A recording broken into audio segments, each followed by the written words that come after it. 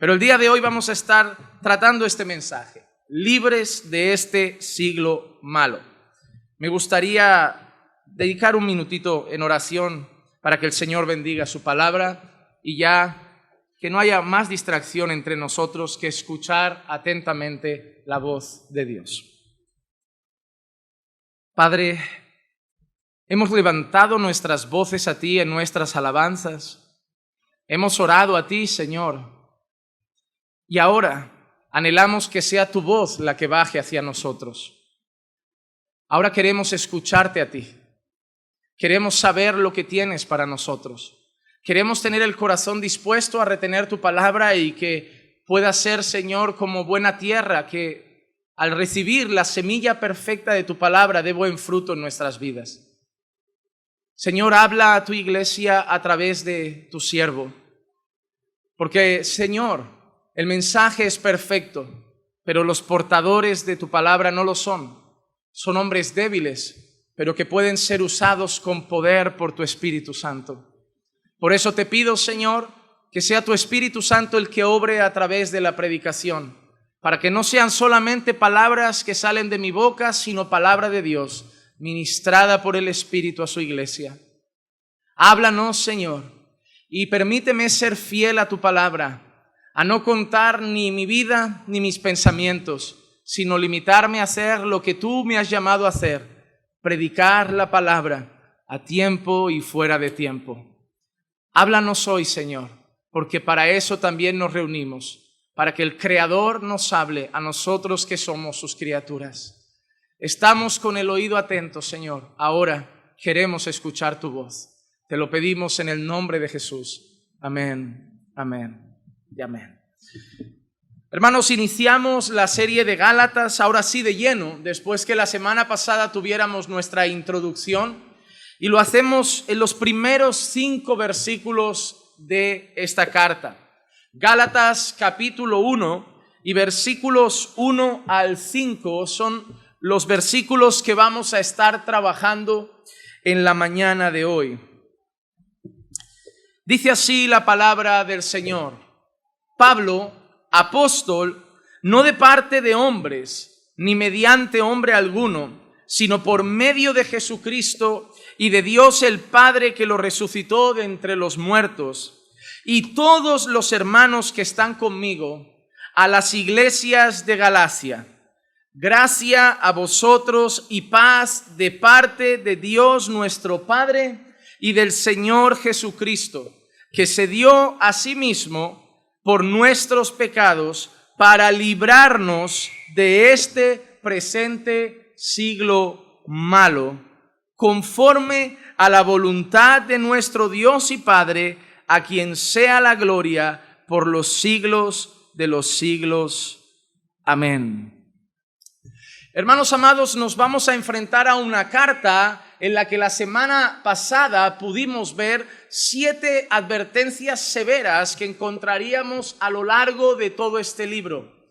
Pero antes de nosotros sumergirnos en las instrucciones de esta carta, nosotros debemos preguntarnos por qué recibimos esta carta como autoritativa para nuestra vida. ¿Por qué estas palabras no son palabras iguales a las que cualquier persona traería a nuestra vida y nosotros tendríamos el derecho de aceptar o rechazar? Si viene cualquier hombre, si viene cualquier persona a instruirnos cómo debemos vivir, a instruirnos cómo debemos hacer en la iglesia, a instruirnos en lo que debemos creer, nosotros diríamos que tenemos el derecho de aceptar o rechazar lo que esa persona nos diga. Pero en el caso de este libro y en el caso de estas palabras, nosotros debemos saber primeramente por qué directamente abrimos el corazón y las recibimos como palabra de Dios. Nosotros vamos a leer un libro lleno de instrucciones para la iglesia, lleno de llamadas de atención y lleno de advertencias, pero no lo vamos a poner en duda. Lo vamos simplemente a creer, lo vamos a aceptar y vamos a intentar por la fuerza y el poder del Espíritu Santo a vivirlo. Vamos a tomar estas instrucciones e intentar aplicarlas no solo a nuestra vida, sino también a nuestra iglesia. ¿Por qué, a diferencia de cualquier otras palabras, estas las aceptamos como palabra de Dios? Y es porque esto es una carta autoritativa. Y lo vamos a ver desde su saludo. En Gálatas capítulo 1 y los versículos 1 y 2 es la primera parte de nuestro texto y dice así: Pablo apóstol, no de parte de hombres ni mediante hombre alguno, sino por medio de Jesucristo y de Dios el Padre, que lo resucitó de entre los muertos, y todos los hermanos que están conmigo, a las iglesias de Galacia.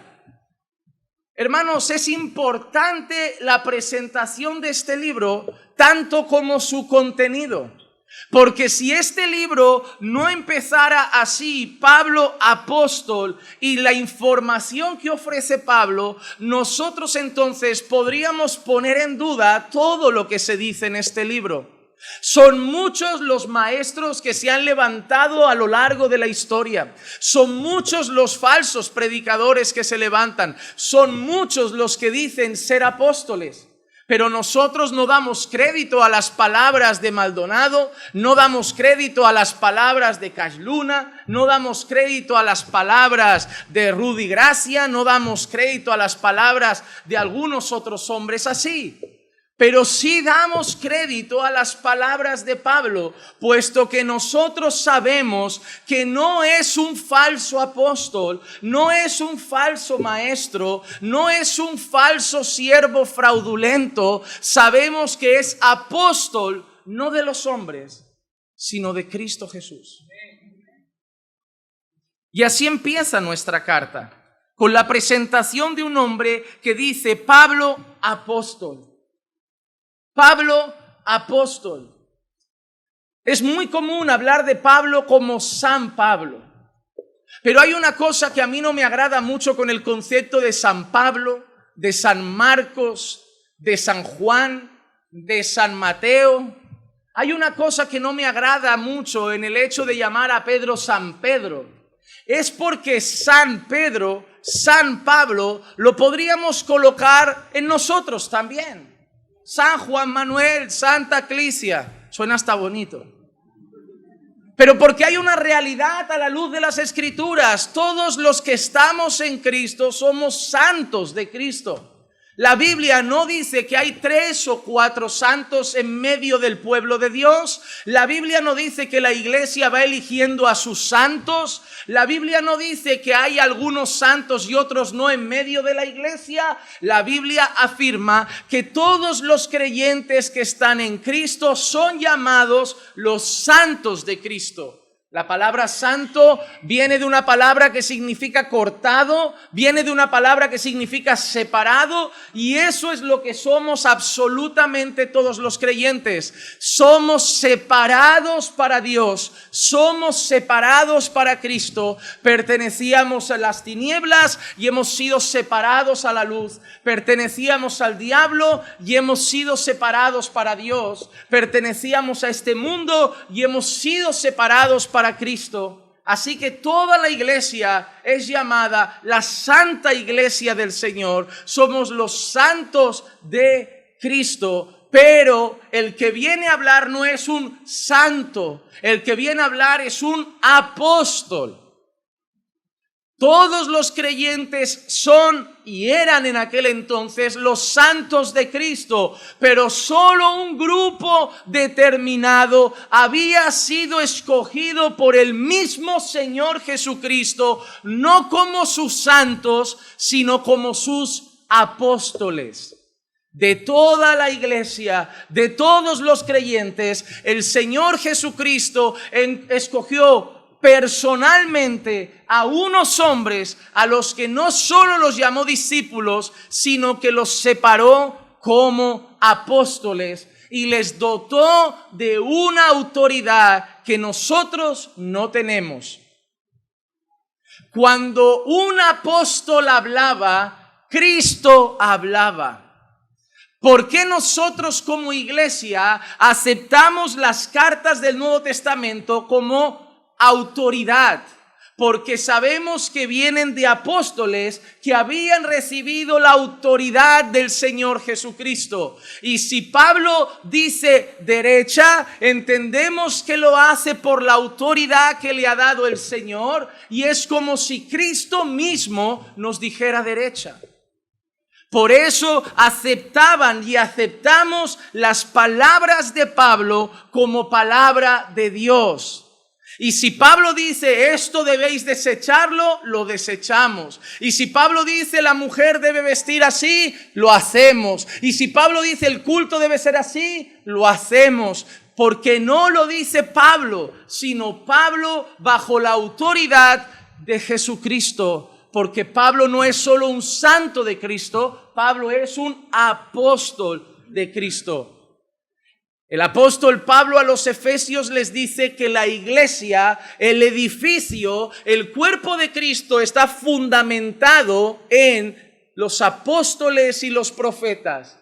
Por eso nuestra congregación, la iglesia del Señor, se levanta mirando la Escritura, leyendo a Isaías, a Jeremías, a Daniel y a otros profetas, así como leyendo a Pablo, a Pedro, a Juan y siguiendo sus instrucciones. Y ese es el fundamento de la iglesia, apóstoles y profetas, siendo Cristo Jesús la piedra angular.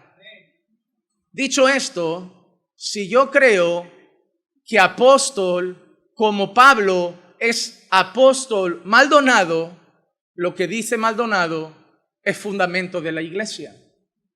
Si yo creo que así como Pablo es apóstol otro hombre, lo que dice ese hombre es fundamento de la iglesia. Y eso es muy peligroso. Porque si ese hombre viene y dice que tenemos que dar 700 sobres con primicia, pacto, promesa y semilla y siembra y cosecha, entonces es palabra de Dios. Y hay que hacerlo, hermanos, porque si es apóstol, viene de parte de Jesucristo. A no ser que entendamos que Cristo eligió sus apóstoles y ninguno más. Y ellos fueron el fundamento de la iglesia. Y de ahí en adelante la iglesia ha sido edificada por discípulos y siervos que seguían las instrucciones de los apóstoles de Cristo Jesús. Un teólogo antiguo llamado Jerónimo decía que hay 4 tipos de apóstoles. Él decía que podíamos comprender 4 tipos de apóstoles. Número 1, los apóstoles de Cristo. Aquellos que habían sido designados directamente por el Señor Jesús. Los 12 que escogió, incluye al sustituto que es Matías. Y mira qué interesante. Los apóstoles podían haber elegido ellos mismos al sustituto de Judas. Ellos mismos podían haber dicho, ahora los apóstoles nombramos nuevos apóstoles. Pero cuando les tocó escoger al sustituto de Judas, yo no sé si han leído el texto, pero ellos no corrieron el riesgo. Ellos entendieron, elegir un apóstol no es de nosotros, elegir un apóstol no está en nuestras manos, y usaron una expresión curiosa, vamos a echarlo a suertes. Eligieron 2 candidatos que cumplían los requisitos, pero echarlo a suertes para ellos fue dejarlo en las manos de Dios. Es decir, nosotros vemos a 2 hombres que pueden cumplir los requisitos, pero queremos que lo elija Dios también. Y dejaron la elección de Matías en las manos de Dios. Así, los apóstoles nos están enseñando que ellos no eligieron otros apóstoles. No vemos a Pablo nombrando otros apóstoles. No vemos a Pedro nombrando otros apóstoles. No vemos a Juan nombrando otros apóstoles. Lo que sí vemos a Pablo diciéndole a hombres como Timoteo, ve y levanta ancianos, ve y levanta pastores, pero no levantaban otros apóstoles. Es muy extraño que en este tiempo en el que vivimos haya habido un crecimiento exponencial de nuevos apóstoles. Durante más de 1900 años de historia, la iglesia no veía más apóstoles. Y de repente, por las zonas de Canadá, luego contaminada a Estados Unidos. En un acto profético, una señora se levantó y le dijo a un hombre que él era la nueva generación apostólica. Y como siempre pasa, la herejía se extiende como gangrena y ahora tenemos apóstoles por cualquier lado. Es más, se rifan, se puede pagar para llegar a ser apóstol en algunos sitios, y si le haces la pelota a un superapóstol, él mañana te nombra apóstol, y eso te hace también papá espiritual, y ahora dirán que están bajo tu cobertura, y te volverás casi un semidios protector de los tuyos. Cuando solamente somos siervos, mayordomos y administradores de las cosas del Señor. Pablo no viene como un creyente más. Pablo no viene como un pastor. Pablo no viene como cualquier santo de Cristo. Pablo viene como apóstol, y por eso sus palabras las aceptamos como palabra de Dios. Y él además lo dice, no de parte de hombre ni mediante hombre alguno. No me ha nombrado ningún hombre. No me ha alzado al cargo ningún hombre, sino por medio de Jesucristo y Dios el Padre que lo levantó de los muertos. Jerónimo, como yo decía antes, decía que hay 4 apóstoles. Número 1, los apóstoles de Jesús. Número 2, los apóstoles que nombraron los apóstoles de Jesús. Y eso es extraño, porque no hay nombramiento de apóstoles, pero él lo dice de esta manera, que él los llamaría apóstoles no por el oficio, pero por el significado de la palabra. La palabra apóstol es una palabra que deriva de una palabra griega que significa enviado. Jerónimo entiende que los apóstoles enviaron a otros siervos a fundar iglesias, enviaron a otros siervos a predicar y poner palabra de Dios, alcanzar perdidos, discipular creyentes, y él los llama a ellos posibles apóstoles, no apóstoles con A mayúscula, no apóstoles de Jesucristo, sino enviados por los apóstoles a seguir haciendo la obra. Desde mi perspectiva, la descripción de Jerónimo se parece mucho a lo que hoy conocemos como misioneros. Hombres enviados por la iglesia a lugares donde no hay palabra, a predicar, a sembrar, a ser discípulos y establecer nuevas iglesias. Pero toda la vida no los hemos considerado apóstoles, los hemos considerado misioneros, enviados por la iglesia a plantar nuevas obras y predicar las Escrituras. Y la palabra apóstol, enviado, les encaja porque son enviados a predicar.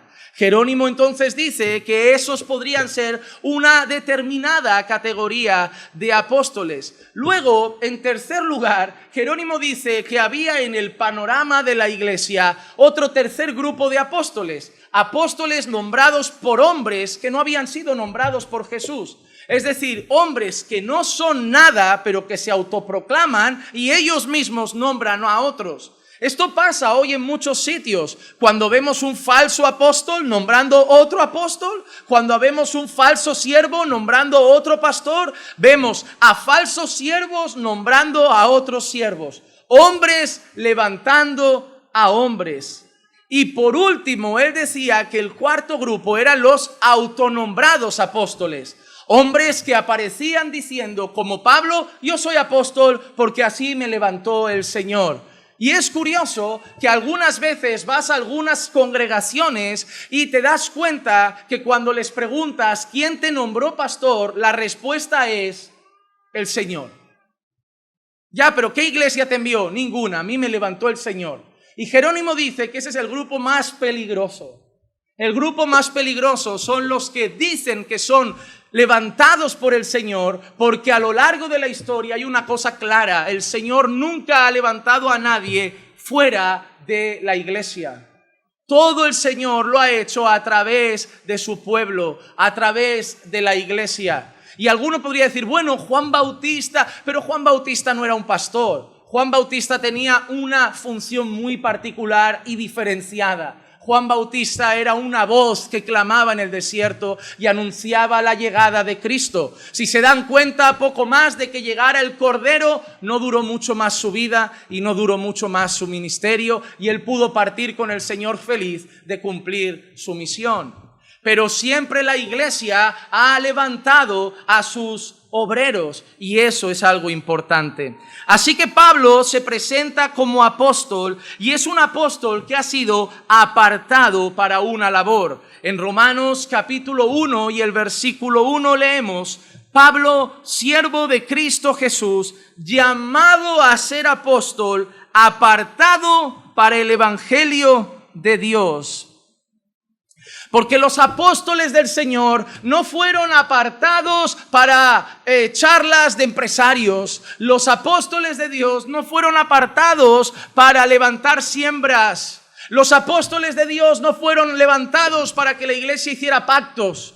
Los apóstoles del Señor fueron levantados para predicar la palabra de Dios, para establecer la sana doctrina y poner los fundamentos del evangelio hasta los confines de la tierra. Ese fue el llamado de los apóstoles. Ese fue el llamado del apóstol Pablo. Un hombre no levantado por los hombres, un hombre levantado por el Señor Jesucristo, y todos conocemos en el libro de Hechos cómo fue su llamado. Y hermanos, Pablo es el vivo ejemplo de, aunque fue llamado directamente por Jesús, pasó por la iglesia. Pablo tiene un encuentro con el Señor Jesucristo. Pablo es llamado a ser un apóstol a los gentiles. El Señor Jesucristo revela que Pablo sufriría por la causa del evangelio. Pero antes de ir a predicar, antes de que Pablo empezara sus misiones, antes de que Pablo iniciara su viaje misionero, Pablo pasó un tiempo con los apóstoles. Pablo pasó un tiempo con la iglesia. Pablo pasó días con el cuerpo de Cristo. Y un día estaban los apóstoles ayunando, orando y ministrando al Señor. Y el Espíritu Santo dijo: separadme a Bernabé y a Saulo, separadme a Bernabé y a Pablo para la obra a la que los voy a enviar. Y después que el Espíritu Santo dijo eso a los apóstoles, dice que le impusieron las manos encima y los enviaron. Pablo había sido escogido como apóstol, pero respetó la autoridad que Dios había dado a la iglesia, y hasta que los apóstoles de Cristo no le pusieron las manos encima diciendo: aprobado está, no dio un paso a las misiones. Todo aquel que intenta obrar independientemente de la iglesia no está siguiendo los modelos de la palabra de Dios. Es de la iglesia de donde salen los pastores. Es de la iglesia de donde salen los misioneros. Es de la iglesia donde se levantan los evangelistas. Es en la iglesia donde Dios capacita, ejercita, llama y levanta a sus obreros. La iglesia es el lugar de alzamiento, entrenamiento, capacitación y envío de los obreros del Señor. Dios no ha llamado a llaneros solitarios. Dios obra a través de su pueblo. La iglesia es el centro de trabajo y la embajada del Señor en la tierra. Y todo el que obre fuera de la iglesia, obra fuera de los patrones de la palabra de Dios.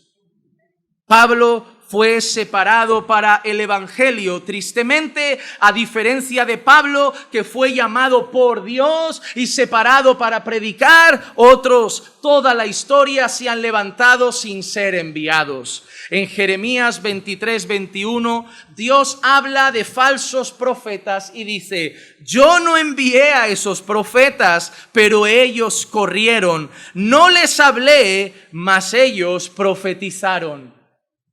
Hermano, no es nuevo que gente se levante en medio del pueblo de Dios diciendo: así dice el Señor, cuando Dios no ha dicho nada.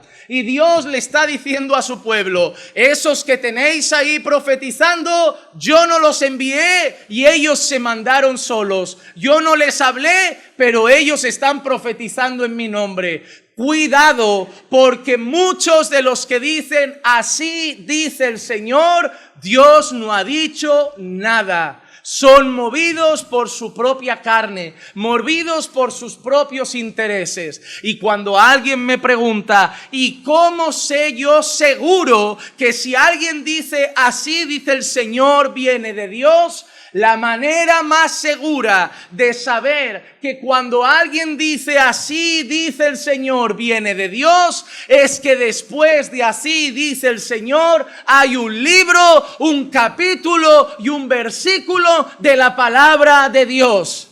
Porque esta sí es la fiable, absoluta y perfecta palabra del Señor. Todo lo demás va a tener que depender de ti y la confianza que le des. Y por favor no me digas esto de que a mí una vez me acertaron algo, porque lo mismo me han dicho de brujas, lo mismo me han dicho de mediums, lo mismo me han dicho de pitonisas, lo mismo me han dicho de los que leen las cartas. Ellos también aciertan. Es bien sabido que el diablo te conoce, es bien sabido que los demonios nos conocen, y porque alguien revele algo de tu vida no es garantía de que quien se lo susurre al oído sea el Espíritu Santo de Dios. Pero cuando viene de las Escrituras, confiamos que toda palabra es inspirada por Dios. Así que, si viene de fuera y no está en la palabra, se debe cuestionar. Si está en la palabra, se debe aceptar. ¿Para qué jugar? Vayamos a lo seguro. Prediquemos la palabra del Señor y no dejemos a nadie con dudas. Ellos fueron, pero Dios no les había mandado. Ellos hablaron, pero Dios no les dijo nada. Y así estamos hoy. Porque muchos van a cultos solo esperando que acabe esta parte que les aburre, que se ponga el del pianito, que bajen un poco las luces y empiece el show llamado ministración, donde empezarán a decir, levántate varón, el Señor te dice que tiene un gran ministerio, y se lo dicen a alguien que vive en fornicación, y le dicen, y a ti hermana, el Señor dice que te va a usar en gran manera, y se acaba de acostar con 3 de la iglesia, y a ti, y no va acertando una. Pero es curioso porque en estos pseudoprofetas Dios no revela pecado.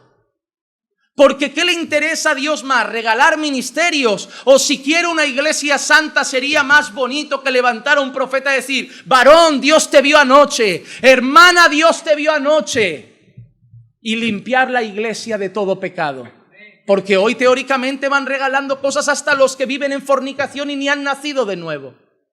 Si no somos capaces de ver cuánto obrero fraudulento hay en medio de nosotros, que Dios libre a la iglesia de su ingenuidad y de su falta de discernimiento. Llámame juez, pero prefiero la prudencia de fiarme solo de la palabra.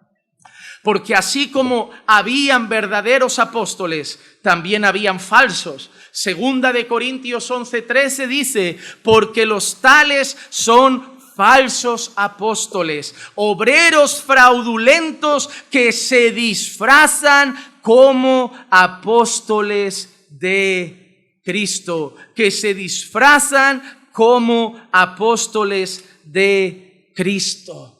Hermanos amados, se disfrazan como apóstoles de Cristo, tienen apariencia de siervos. La parte externa luce como un pastor, la parte externa es parecida a la de un siervo, pero solo es un disfraz. Son fraudulentos y no les cuesta disfrazarse porque su jefe es especialista en disfraces, puesto que Satanás dice la palabra que se sabe disfrazar hasta de ángel de luz.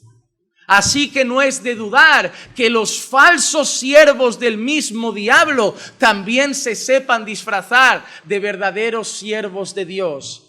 ¿Y cómo distinguimos entonces, pastor? Porque usted también puede estar llevando un bonito disfraz. Es cierto. Es cierto, llevo mi Biblia, mi traje, mi corbata, mi camisa. Sé decir amén, aleluya, gloria a Dios. Sé el protocolo verbal, sé el argot evangélico, sé levantar la mano en la alabanza, cerrar mis ojitos, poner mi mano en el corazón. El disfraz lo sé.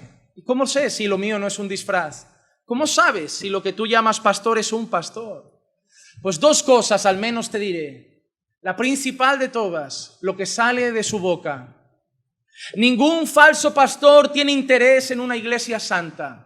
Ningún falso pastor tiene interés en la salvación de almas. Ningún falso pastor tiene interés en que el evangelio corra. Los falsos pastores hacen de su vientre su propio Dios. Usan la iglesia como una plataforma de enriquecimiento y éxito personal. Hacen mercadería de las personas. Desde que llegas a Caminando por Fe, ¿cuántos pactos hemos levantado? ¿Cuántas semillas te hemos hecho traer? ¿Cuántas ofrendas especiales para mostrar tu fe te hemos dicho que traigas al altar? ¿Dónde ha estado el dinero como protagonista? Pero desde que estás aquí, has escuchado Biblia los martes, has escuchado Biblia los jueves, has escuchado Biblia los domingos, y lo único que se te ha dicho es que si quieres ofrendar como creyente generoso, ahí puedes hacerlo. Nada más que eso, porque lo que ha salido de aquí siempre ha sido la palabra de Dios y no el interés de hacer mercadería de vosotros.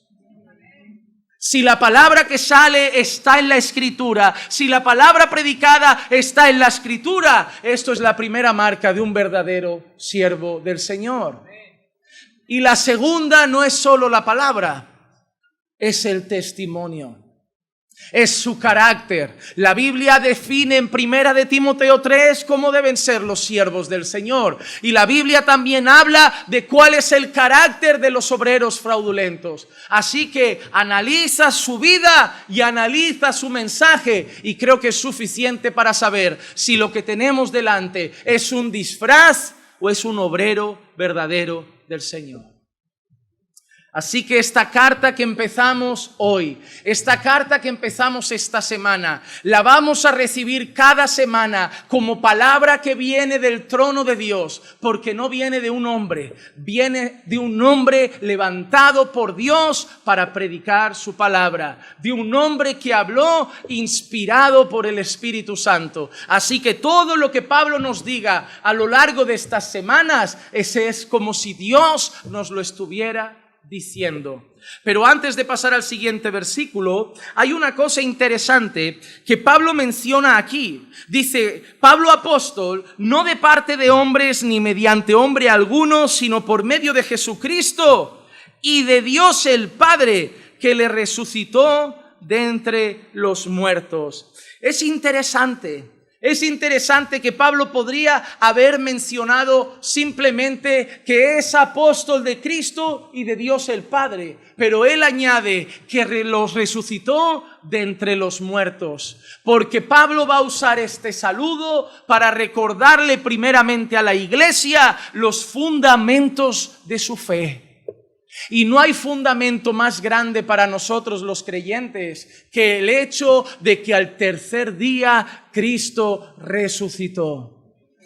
En 1 de Corintios 15:14 Pablo dice, y si Cristo no ha resucitado, vana es entonces nuestra predicación y vana es entonces nuestra fe. A lo largo de los siglos, hombres enemigos de Dios y hombres enemigos de la iglesia se han levantado para ir contra la resurrección de Cristo. No les importó su vida, no les importó su muerte, les molestó su resurrección.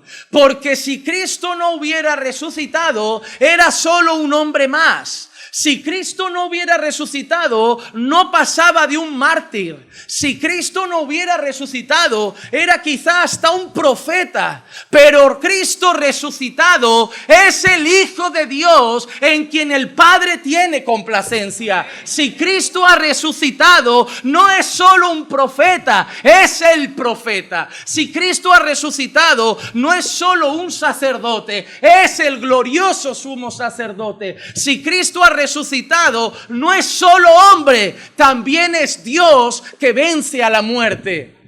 Entonces, a lo largo de los años y a lo largo de los siglos, científicos ateos, arqueólogos ateos, estudiosos ateos se han levantado a desmentir una sola cosa: la resurrección de Cristo.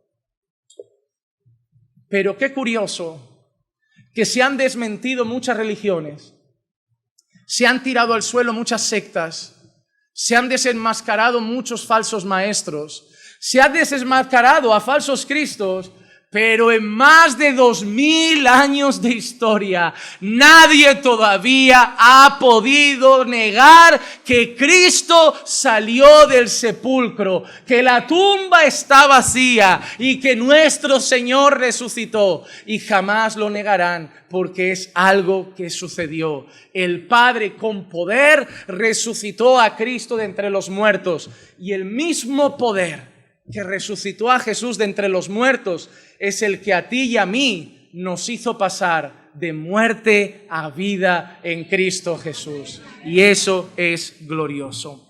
Vamos entonces al siguiente versículo, donde vamos a ver el saludo de Pablo. Un saludo curioso. Gracia a vosotros y paz de parte de Dios nuestro Padre y del Señor Jesucristo. Si eres nuevo en esta iglesia, seguramente te habrá a lo mejor visto raro, habrás visto algo extraño, que si eres de frecuentar iglesias, a lo mejor aquí te han saludado diferente. A lo mejor ibas a saludar a alguien en la puerta con un normal y cordial Dios te bendiga, pero la persona te ha extendido la mano y te ha dicho: la paz del Señor, la paz del Señor. Una vez un hombre que no me quiere mucho se levantó en las redes diciendo: la iglesia Caminando por Fe es una secta a tal extremo que ni siquiera se saludan como los evangélicos. Me hizo mucha gracia, porque cuando yo visité Brasil por primera vez, entre las iglesias brasileñas, el saludo más común no era Dios te bendiga, el saludo más común era la paz del Señor.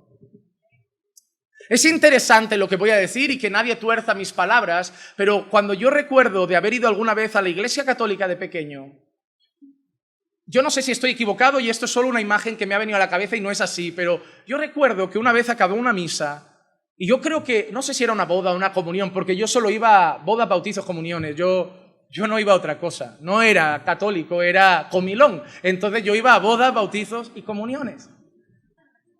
Pero yo creo que el cura, y corríjanme, igual los que tienen trasfondo más católico me dicen no es así, pero yo creo que el cura acabó y dijo: daos la paz.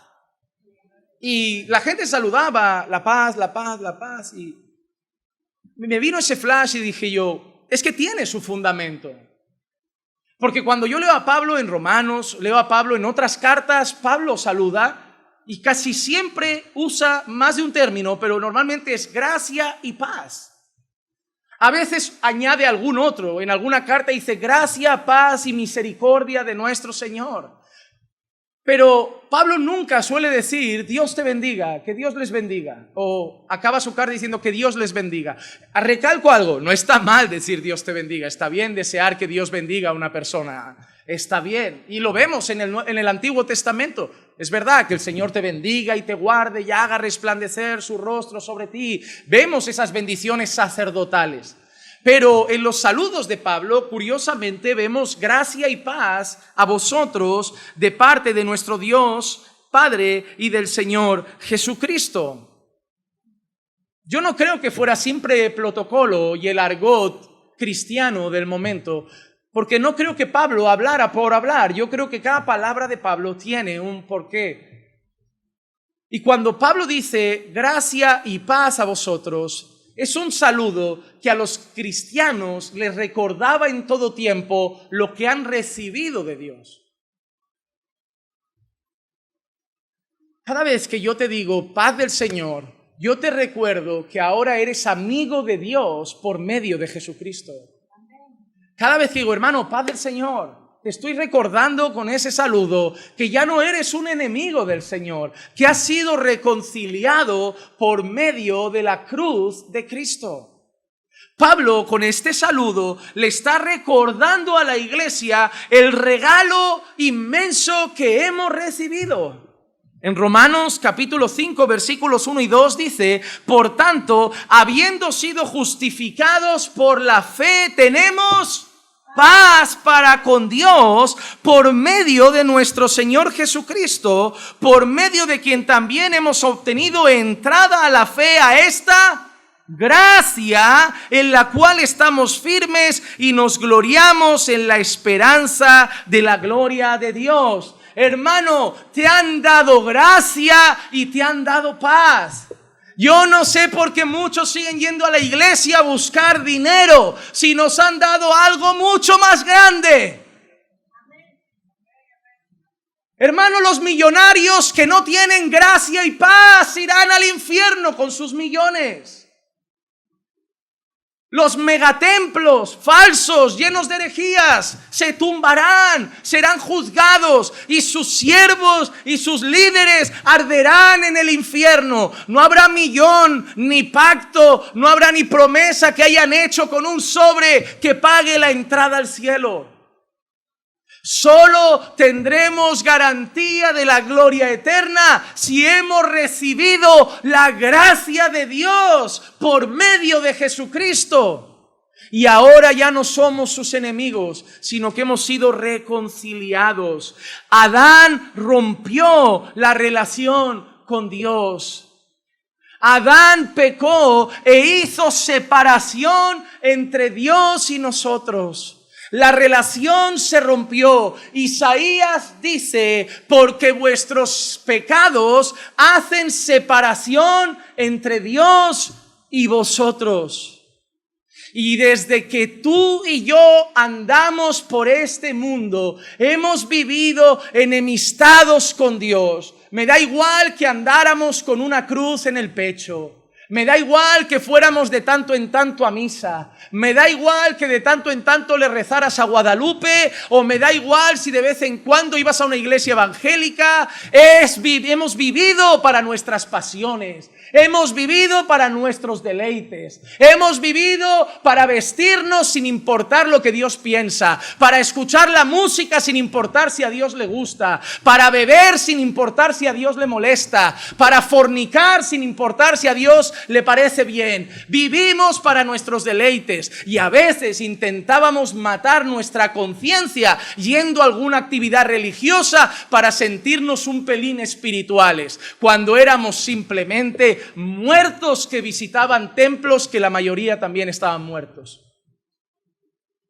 Éramos amigos del mundo, y dice la palabra de Dios que aquel que se constituye amigo del mundo es enemigo de Dios.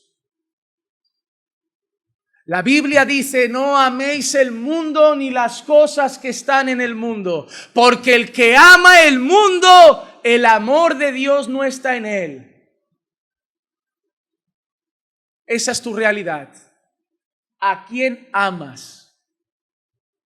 Pero habiendo sido enemigos de Dios, habiendo disfrutado y deleitado en nuestros pecados y satisfaciendo nuestra carne, el Señor tuvo misericordia de nosotros, nos trajo a alguien que puso su bendito evangelio delante de nuestros ojos, y aunque siempre habíamos tenido un corazón endurecido, un día el Señor quitó el corazón de piedra, nos dio un corazón de carne, nos dio su espíritu, nos dio fe para creer, nos llevó al arrepentimiento y nos hizo sus hijos, nos reconcilió por medio de la fe en Cristo Jesús. Y ahora, por esa gracia que nos salvó, también fuimos reconciliados con Dios.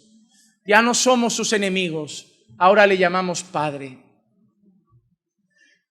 Ya no necesitamos ir a alguien y decir: ore por mí. Ahora nosotros podemos ir ante el trono de la gracia. Ya no es un extraño para nosotros, ahora somos templo del Espíritu Santo. Ya no estamos alejados, ahora tenemos comunión. Ya no somos desconocidos, ahora nos ha llamado por nuestro nombre. Y no solo nos tenemos al Señor ahora, sino que pasaremos con Dios toda la bendita y gloriosa eternidad. Esa es la verdad. Eso vale más que el dinero. Porque hubo un hombre, una vez, que tenía mucho dinero, muchas riquezas, pero encontró un tesoro especial, una piedra especial, y vendió todo lo que tenía. Y vendió todo lo que tenía, porque el tesoro que había encontrado era más valioso que las posesiones que había conquistado a lo largo de los años. Nada que tú tengas en este mundo vale más que Cristo.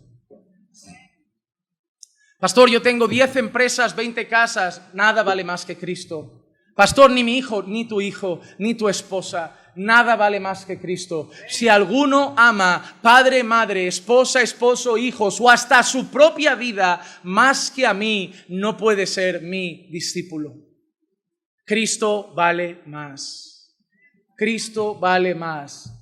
Lo que se le debería decir a aquellas iglesias que se pasan todo el culto diciéndole a la gente como una clase de zumba, dile al de al lado, dile al de la derecha, ahora ve al de atrás, ahora levanta la derecha, ahora mueve la pierna. Lo que deberían decirle no es, eres especial, eres el ojito derecho, eres el diamante. Lo único que deberían decir, ya que van a hacer esas sandeces, es decir, Cristo vale más, Cristo vale más. Y menos engrandecer a los hombres que ya vienen a la iglesia sintiendo que son los ojitos derechos. Hace falta enseñarles que deben amar a Dios sobre todas las cosas, que ellos ya se aman demasiado, que ese es el problema de nosotros, que cada vez que pecamos es porque nos amamos más que a Dios. Si amáramos a Dios sobre todas las cosas no pecaríamos, porque cada vez que tuviéramos que elegir entre mi carne y Dios, haríamos lo que Dios dice. Pero cada vez que pecamos le volvemos a decir a Dios, Señor, todavía me amo mucho, todavía me amo mucho. El problema del hombre no es que se tiene que amar un poquito más. El problema del hombre es que tiene que amar a Dios sobre todas las cosas. La iglesia está inflando el ego de hombres que ya llegan con ego a la iglesia. La iglesia no está para levantar a hombres. La iglesia está para levantar a Cristo. Juan Bautista dijo que yo mengüe y que Él crezca. La iglesia no está por nosotros, la iglesia está por Jesucristo. Tú no vienes aquí a que te adoren a ti, tú vienes aquí a adorarlo a Él. Tú no vienes aquí a que tú seas el centro, tú vienes aquí a que entre nosotros, todos juntos, hagamos de Cristo el centro. No hemos salido hoy de nuestras casas a que nadie nos aplauda. Hemos salido de nuestras casas a exaltar al único que es digno y merecedor de toda honra, gloria, honor y alabanza. Y nadie más que Él. Eso no es menospreciar al hombre. Eso es poner a cada uno en su debido lugar. Él es Dios y nosotros no. Eso es el fundamento principal de nuestra relación con el Señor. Pero qué glorioso saber que hemos recibido gracia y paz de parte de nuestro Dios Padre y del Señor Jesucristo. Así que con este saludo lo que Pablo hace es recordarnos el lugar más hermoso de toda la historia de la humanidad. No fue ninguna batalla mundial, pero lo que sí que debemos traer a la memoria no son esas cosas. Esas cosas pueden separar a la humanidad. Esas cosas pueden separar a personas que deberían amarse. Esas cosas pueden separar a personas que deberían unirse, pero lo que debemos pensar es en el acto que lo que ha hecho es unirnos a ti y a mí. A ti y a mí. A un peruano, un español, un boliviano, un brasileño, un ecuatoriano, un colombiano, que posiblemente no habríamos estado unidos, ni mucho menos nos habríamos llamado hermanos. Bueno, eso no lo sé, porque hoy todos los chavales de 15 años se llaman brother. El otro día yo iba por la calle y un chaval me dijo, oye tú, bro. Y yo, ¿bro? ¿Qué es bro? Yo no entiendo cómo habla la gente. Yo ese día me sentí mayor. Porque una vez mi padre me dijo, Juan Manuel, no te entiendo. Y yo ese día no lo entendí, dije, yo ya he cruzado la fase. Ya estoy en la fase de la que mi padre estaba, ¿no? Oye tú, bro, yo dije, me perdí. En mi época era buenas tardes. No, oye tú, bro, pero algo se nos ha perdido por el camino. Pero no era mi bro, no era mi bro. Pero tú sí eres mi bro. Tú eres mi hermano, tú eres mi hermana. Y posiblemente por diferencias culturales, étnicas y un montón más, no te habría llamado jamás hermano. Pero Cristo nos ha hecho hermanos. Ese es el acontecimiento más importante de la historia, la cruz. El Salmo 85:10 dice: la misericordia y la verdad se han encontrado, la justicia y la paz se han besado. Y me encanta esa expresión, la justicia y la paz se han besado. Podría pasar mucho rato hablando de esa expresión, pero en pocas palabras, en aquella cruz, la justicia y la paz se besaron, porque al mismo tiempo que la justicia de Dios quedó satisfecha, porque Dios es justo. Si Dios hubiera pasado por alto el pecado, no es justo. Porque el pecado tiene que tener consecuencias. Si alguien viola a tu hija, lo ponemos delante de un juez y decimos, bueno, es un juez muy bueno. Ah, vale, y como es bueno, el juez dice, perdono al violador, puede ir en paz. ¿No te parecería justo? Y te dirían, ya, pero es que es muy bueno el juez. Ya, es bueno, pero tiene que ser justo. Me parece bien que sea buena persona, pero tiene que actuar con justicia. Si Dios hubiera sido solo bueno y hubiera dicho, paso por alto el pecado, hubiera dicho, no es justo. Pero en aquella cruz Dios mostró que es bueno y mostró que es justo. Solo que su justicia no la pagó, no la cobró sobre ti y sobre mí. La cobró sobre Jesús. Pero se la cobró. Él se cobró el juicio. Él se cobró el castigo, Él se cobró el peso del pecado, solo que por su gracia no lo hizo sobre nosotros. Así que por un lado la justicia aparece, pero por otro lado aparece la paz, porque al haber satisfecho su justicia, ahora tenemos paz. Y en aquella cruz, la justicia y la paz se besaron. Y ahí es donde tú y yo nos llamamos hermanos, porque en aquella cruz, Cristo Jesús, no con oro ni plata, sino con su preciosa sangre, redimió para el Padre un pueblo de toda lengua, tribu y nación. Y por eso en esta iglesia de lo que más me gusta es que aquí somos más de 14, 15 nacionalidades representadas. Y por eso me gusta llamar estos domingos mi pedacito de cielo. Pueblo de toda lengua, tribu y nación. Aquí hay gente que su idioma natal es el portugués, otros que hablan quechua, otros que hablan guaraní, otros que hablamos castellano y mal. Así que aquí hay de todo, hermano. Aquí hay de todo. También hablamos catalán, pero no vamos a entrar en territorio peligroso, que eso es peor que lo de los mayas. De verdad te lo digo. Pero gracia y paz, dos palabras que nos enseñan tanto. Dos palabras que nos enseñan tanto, pero sigue añadiendo en el saludo cosas que tú y yo debemos recordar, que Él fue entregado por nuestros pecados. Gálatas 1:4 empieza diciendo que se dio a sí mismo por nuestros pecados. Hermano, eso nos debe hacer sonreír y entristecer al mismo tiempo. Sonreímos porque nadie nos ha amado tanto. Sonreímos porque ni madre, padre, abuelo, primo, hermano, esposo nos ha amado tanto. Sonreímos porque alguien se dio a sí mismo por nuestros pecados, pero a la vez que sonreímos nos entristecemos, porque nadie tendría que haber muerto por nosotros. Nadie tendría que haber muerto por lo que nosotros hicimos. Pero a los ojos de Dios nuestra vida fue tan ruin y miserable. Nuestros pecados fueron tan terribles y oscuros. Nuestra condición era tan nauseabunda y asquerosa que la única manera de que la vida viniera a nosotros era por la muerte de un sacrificio. Y fue el sacrificio de Cristo Jesús. Jesús no se dio solo por amor. Jesús no se dio solo porque era buena persona. Jesús se entregó por nuestros pecados. Hermano, tú que eres libre ya, que ya no eres un esclavo preso del pecado, cuando seas tentado a pecar contra Dios, recuerda que Cristo tuvo que morir por eso. Sí, yo sé que hay perdón si nos arrepentimos. Si confiesas tus pecados, Él es fiel y justo para perdonarte y limpiarte de toda tu maldad.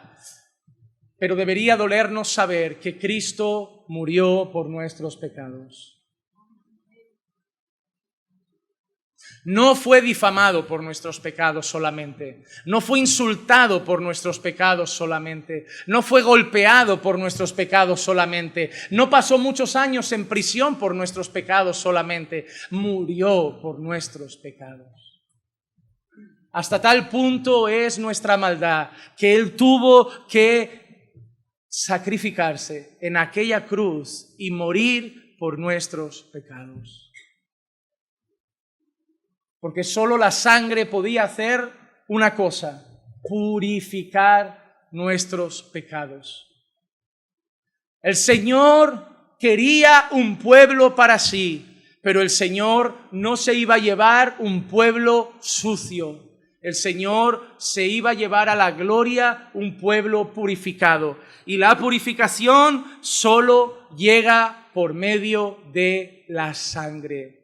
En Tito 2:14 dice: quien se dio a sí mismo por nosotros para redimirnos de toda iniquidad y purificar para sí un pueblo para posesión suya, celoso de buenas obras. Hermanos amados, un hombre que ha sido purificado, un pueblo que ha sido purificado, alguien que dice que es posesión de Dios, ¿qué dice al final? Que es celoso ¿de qué? De buenas obras.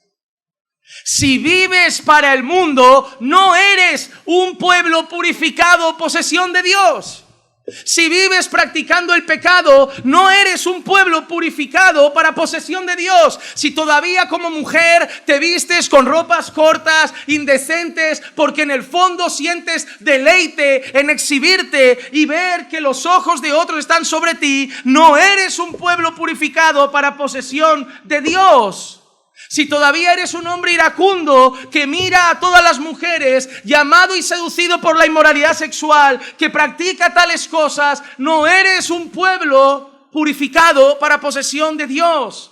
Si todavía disfrutas evadiendo impuestos, cobrando sin facturas, llevándote dinero en B y lo haces porque en el fondo solo quieres tener más dinero, eres un ladrón que todavía no ha sido purificado para posesión de Dios.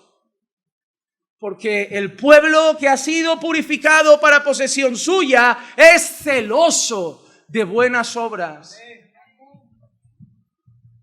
¿Has visto una persona celosa? No vive tranquila. La persona celosa no vive tranquila, porque su cabeza siempre está pensando: ¿con quién habla? ¿Quién te ha escrito? ¿De quién será ese mensaje? ¿Se ha encendido la luz del móvil? Vive atormentado. Vive pensando constantemente. Y es triste que somos celosos de personas, celosos de mujeres, celosos de hombres, pero no somos así de celosos de la santidad. El hombre de Dios, la mujer de Dios está intranquilo. ¿Será que agrado a Dios con esta ropa? ¿Será que agrado a Dios viendo esta película? ¿Será que agrado a Dios con esta canción? ¿Será que agrado a Dios con lo que estoy diciendo? ¿Será que agrado a Dios con lo que estoy escuchando? ¿Será que agrado a Dios con esta charla que estamos teniendo? ¿Será que agrado a Dios en esta reunión? ¿Será que agrado a Dios si voy a esa fiesta? Vive así, celoso, preocupado, pero no de su mujer solamente, de su marido, de ofender a Dios, de ofender a Dios. Su mayor preocupación en la vida es ofender a Dios. Su mayor preocupación, lo que le quita el sueño, es decepcionar a Dios, fallar a Dios. Y vive preocupado, y se mira, y se analiza, y se examina, porque es celoso de buenas obras. Celoso de buenas obras. Así que Él tuvo que morir y se entregó por nuestros pecados, y por esa muerte es que obtuvimos la paz. Isaías 53:5 dice: mas Él fue herido por nuestras transgresiones, molido por nuestras iniquidades, el castigo por nuestra paz cayó sobre Él, y por sus heridas hemos sido sanados. Por sus heridas hemos sido sanados. Y déjame recordar una cosa: Esto no habla de ser sanado del cáncer. Esto no habla de ser sanado de la gripe A, esto no habla de ser sanado de hepatitis, esto no habla de ser sanado de un problema en la piel. Esto no lo uses, por el amor del Señor, como un mantra cada vez que alguien esté enfermo y digas, por su sangre somos sanados, No está hablando de enfermedades físicas, está hablando de una enfermedad espiritual que mató a la humanidad. Por sus heridas fue sanado nuestro pecado. Por sus heridas fue sanado nuestro pecado y tuvimos paz para con Dios. Por eso hay creyentes que pueden morir con cáncer, pero por las heridas de Cristo mueren y van a la gloria. Por eso hay creyentes que pueden morir con una enfermedad, pero con sus heridas los sanó del pecado y por eso van a la gloria. No uses esto como un mantra, por favor. No tuerzas la palabra solo para repetirla creyendo que por repetir ciertos versículos llegará a la sanidad. El mayor gozo nuestro como creyentes es que hemos sido sanados de una enfermedad más grave que el SIDA, que el cáncer y cualquier otra. Una enfermedad de la que ningún investigador ni laboratorio encontrará cura jamás. El pecado, que solo tiene cura por la sangre del Señor Jesucristo. Por la sangre del Señor Jesucristo. ¿Y qué más hizo? El versículo 4 sigue diciendo, para librarnos de este presente siglo malo. John Jairo, no para que lideremos este presente siglo malo. Para librarnos. Pero qué interesante, ¿no? Porque estamos en este siglo malo. No nos ha sacado de aquí.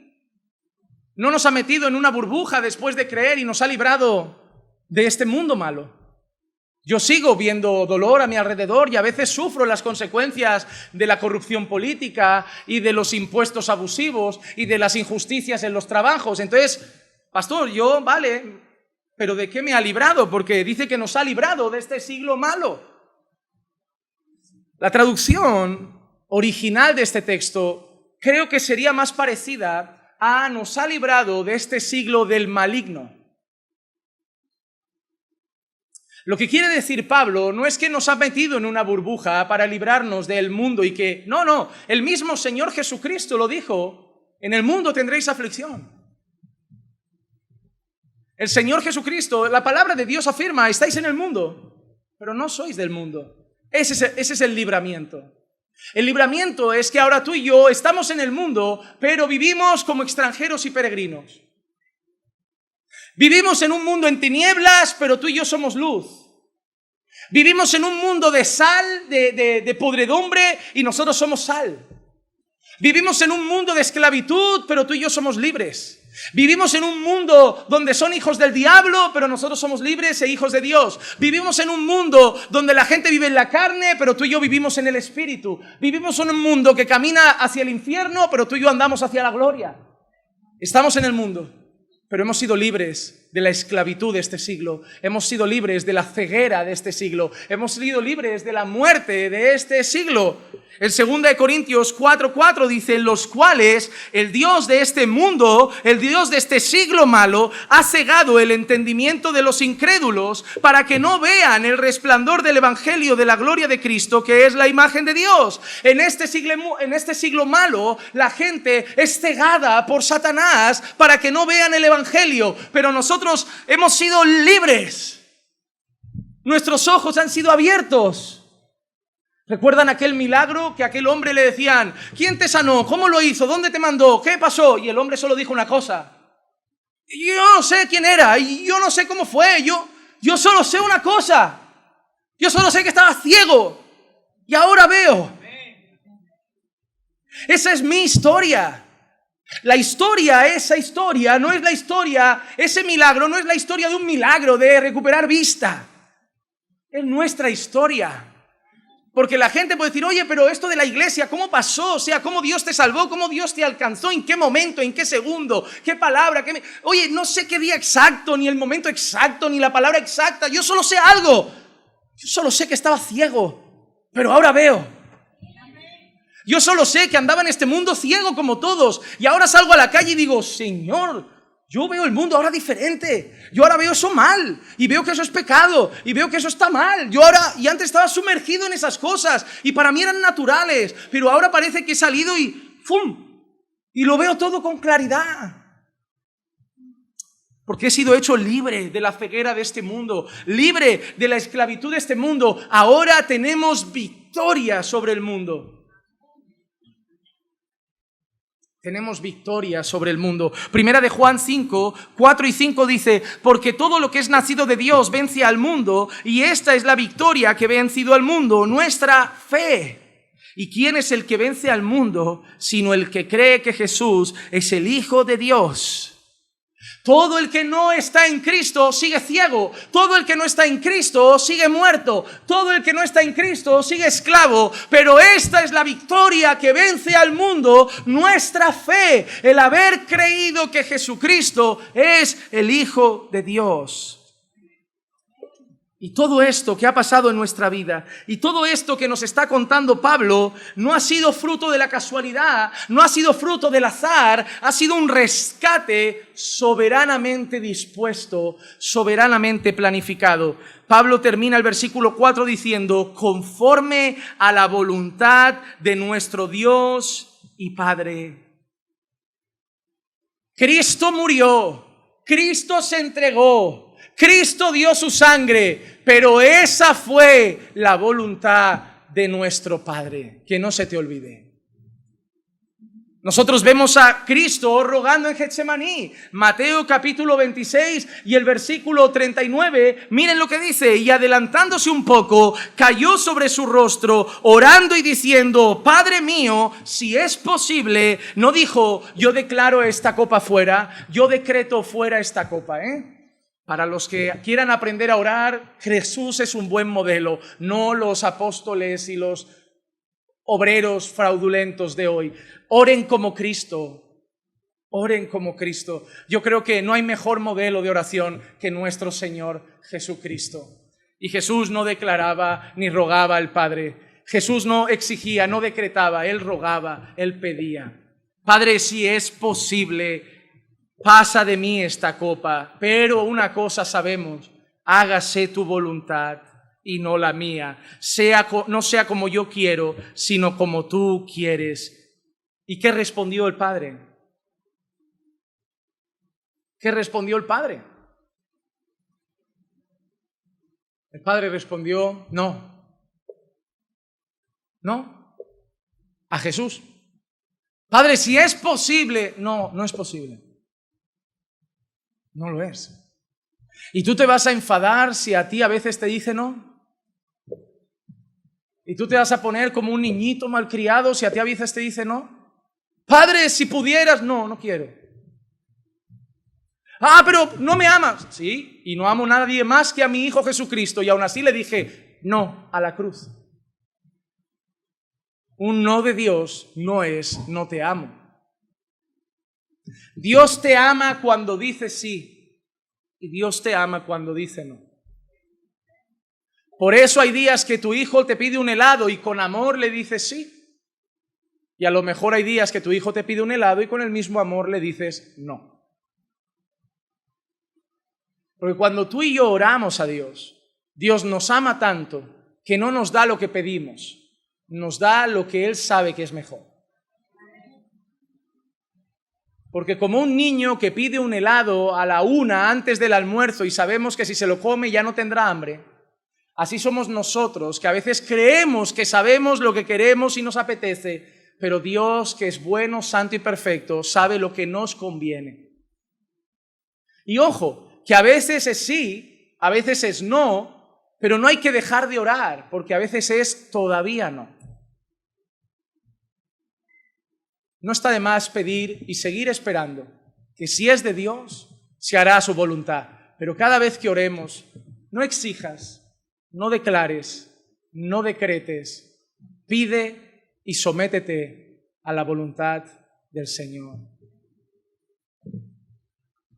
La voluntad del Señor fue declarada en Isaías 53:10.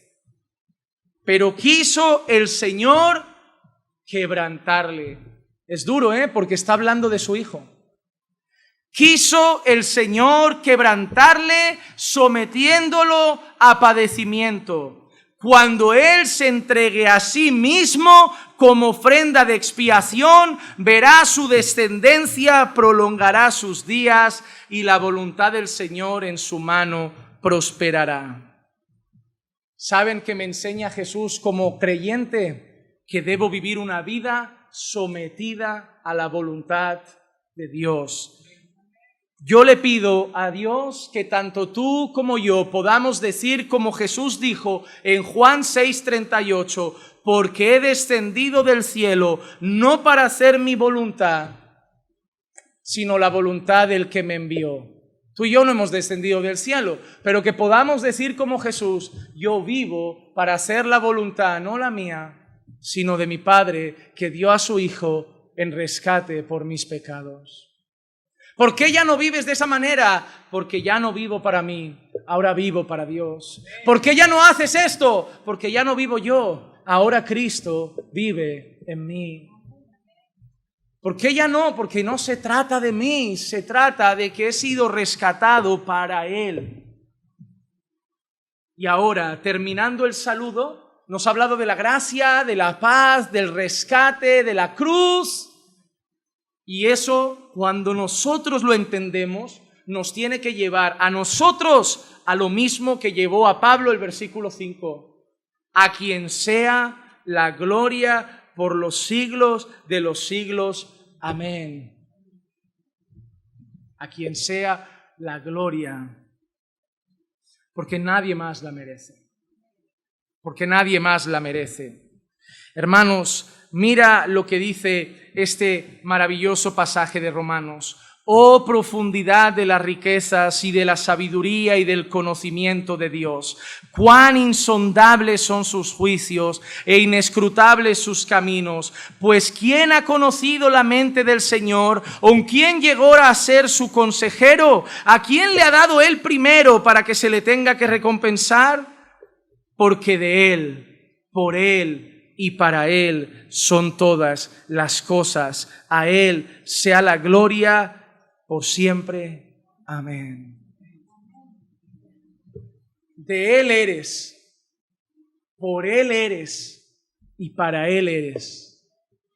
Dios no te salvó. Dios no entregó a su Hijo para que sigas viviendo por ti, de ti y para ti. Una persona que vive por Él, de Él y para Él, no ha sido salvo. Porque la marca del creyente es que ya no vive mirando su ombligo.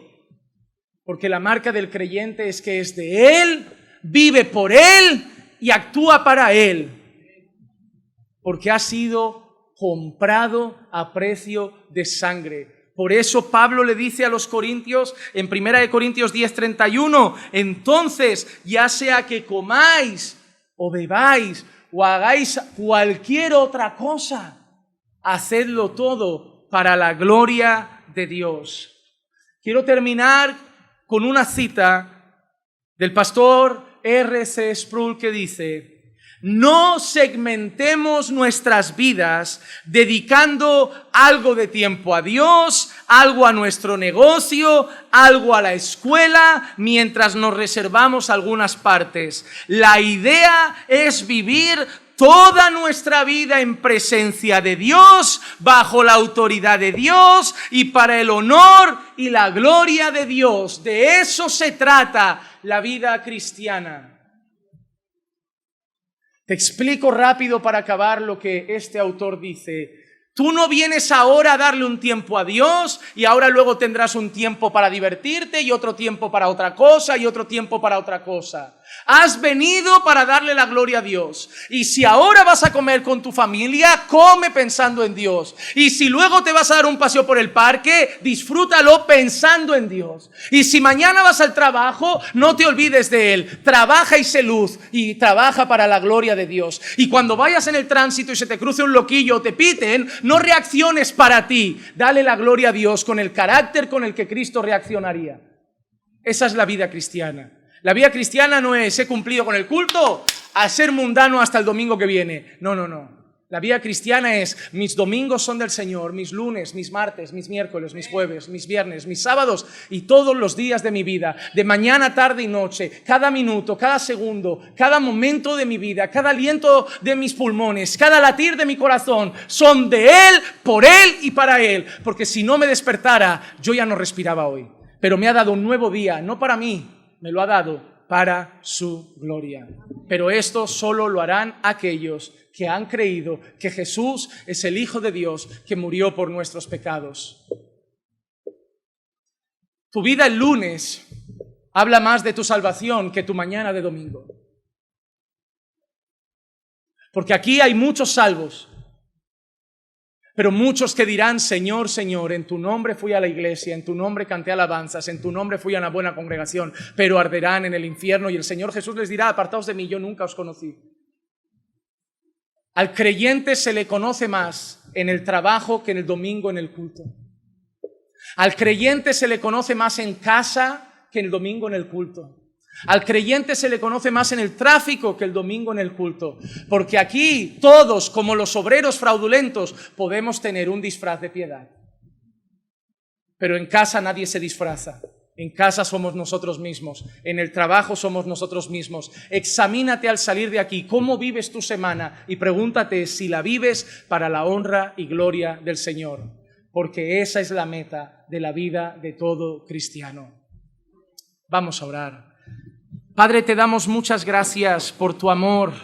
Gracias por haber entregado a tu Hijo en rescate por nuestros pecados. Gracias por haber entregado a tu Hijo a morir por nuestras iniquidades. Gracias por habernos dado tu gracia salvadora y por habernos reconciliado contigo por medio de Jesucristo. Gracias porque ya no somos tus enemigos, sino que ahora tenemos paz para contigo.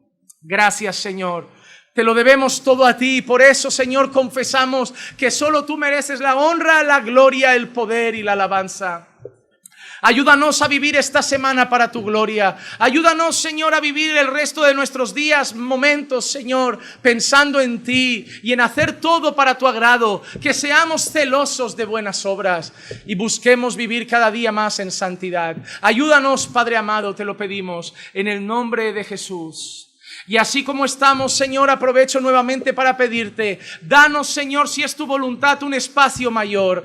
Encuentra, Señor, permítenos encontrar un local más grande, un lugar más amplio, donde podamos, Señor, seguir invitando a nuestros amigos a escuchar la bendita y poderosa palabra de Dios, donde podamos seguir llamando a nuestros amigos a escuchar el verdadero evangelio y que sigan viniendo almas sedientas de la verdad y cansadas del show y el espectáculo de las falsas congregaciones. Señor, provee un lugar para darte la gloria, provee un lugar para seguir expandiendo el evangelio, provee un lugar para seguir capacitando a tu pueblo. Te lo ruego en el nombre de Jesús. Amén, amén y amén. Estamos bendecidos.